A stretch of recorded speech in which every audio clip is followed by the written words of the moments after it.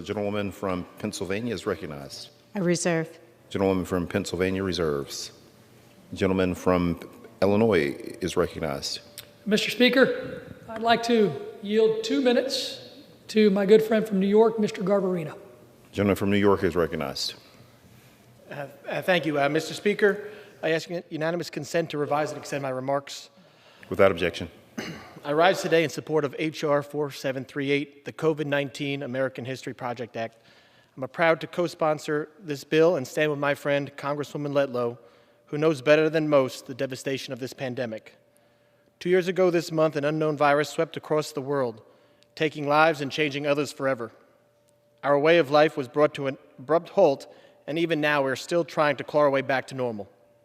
My state was hit hard and early. Nearly 70,000 New Yorkers lost their lives to COVID-19. Too many families are now missing fathers, mothers, brothers, and sisters. Too many friends are lost. Hardly anyone has made it through the last 2 years unscathed, and it is unlikely that those of us living through this pandemic will ever forget these years of strife. But what about those after us? Only by preserving and remembering times of difficulty can we ensure that future generations are prepared for what may come their way. The memories of our friends and loved ones lost to COVID deserve to live on.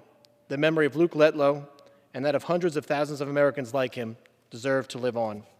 This bill will ensure that they do and that their loss will serve as a reminder for future generations. Thank you, and I yield back.